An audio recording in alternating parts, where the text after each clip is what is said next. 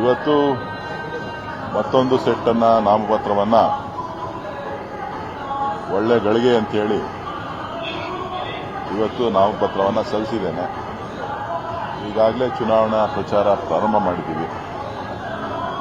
So ಹಾಗಾಗಿ ಅಭ್ಯರ್ಥಿಗಳು ಕೂಡ ಸಾಕಷ್ಟು ಜನ ಅಭ್ಯರ್ಥಿಗಳು ಕೂಡ ಅರ್ಜಿಯನ್ನು ಹಾಕಿದ್ದಾರೆ.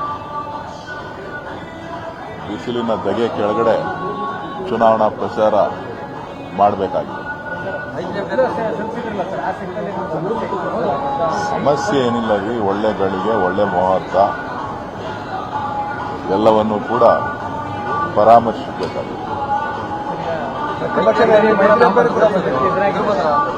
ಸಿಕ್ಕಿದ್ರು, ವಿಚಾರಿಸಿದ್ವಿ, ಆರೋಗ್ಯ ವಿಚಾರಿಸಿದ್ವಿ, ಇಷ್ಟು ಮಾಡಿದ್ವಿ.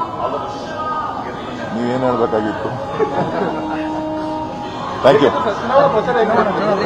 ಇನ್ನ ನಾ ಶುರು ಮಾಡಿಲ್ಲ, ಹಬ್ಬ ಆದ್ಮೇಲೆ ಶುರು ಮಾಡಿ.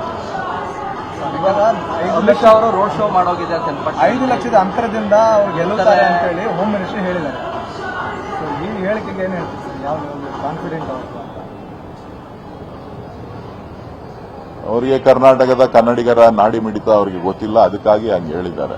ಕರ್ನಾಟಕದ ಕನ್ನಡಿಗರ ನಾಡಿ ಮಿಡಿತ ಬೇರೆ ಆಗಿದೆ ಅನ್ನೋದು ಅವ್ರಿನ್ನ ಅರ್ಥ ಮಾಡ್ಕೋಬೇಕು. ಬೆಂಗಳೂರು ಗ್ರಾಮಾಂತರ ಕ್ಷೇತ್ರನೇ ಟಾರ್ಗೆಟ್ ಮಾಡ್ಕೊಂಡು ಕನ್ನಡದಿಂದ ಆರಂಭ ಮಾಡ್ತಾ ಇರೋದು. ಅವ್ರನ್ನ ಕೇಳಬೇಕು ನೀವು, ಯಾವ ರೀತಿ ಯಾತಕ್ಕೆ ಆಯ್ಕೆ ಮಾಡ್ಕೊಂಡ್ರಿ, ಏನ್ ಮಾಡ್ಕೊಂಡ್ರಿ ಅಂತೇಳಿ. ನನಗಿರೋದು ಈ ಬಾರಿಯ ಚುನಾವಣೆ ಕರ್ನಾಟಕ ವರ್ಸಸ್ ಕೇಂದ್ರ ಅಂತ ಆಗ್ತಾ ಇದೆ.